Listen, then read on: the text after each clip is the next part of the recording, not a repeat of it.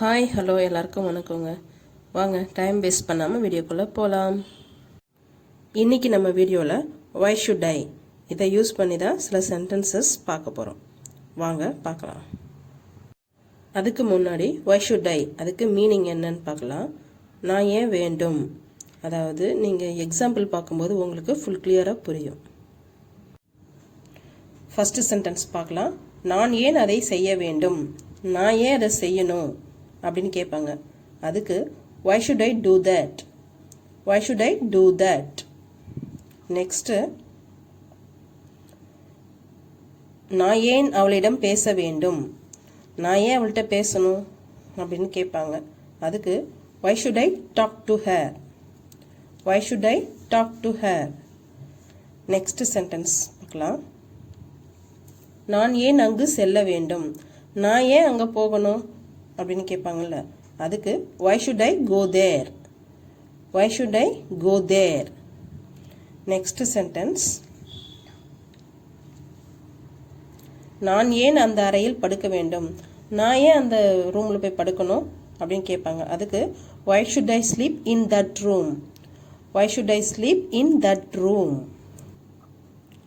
Next sentence, நான் ஏன் அந்த கோட் அணிய வேண்டும், நான் ஏன் அந்த கோட்டை போடணும் அப்படின்னு கேட்பாங்க. அதுக்கு why should I wear that coat, why should I wear that coat. Next sentence,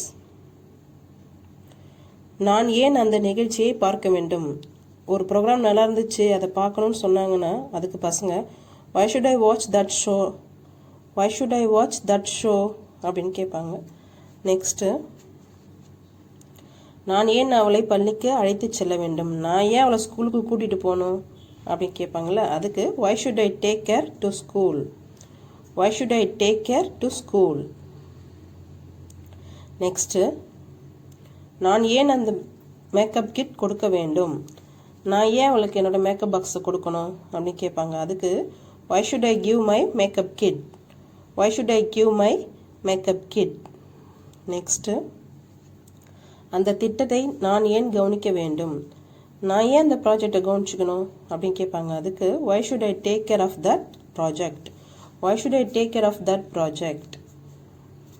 next,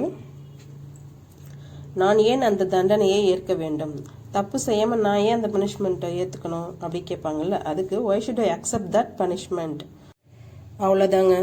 இனிமேல் நீங்கள் வீட்டில் நான் ஏன் அப்படின்னு கேட்குறதுக்கு எல்லாம் why should I அப்படின்னு யூஸ் பண்ணிக்கலாம். வீடியோ பிடிச்சிருந்தா லைக் பண்ணுங்கள், ஷேர் பண்ணுங்கள், சப்ஸ்கிரைப் பண்ணுங்கள்.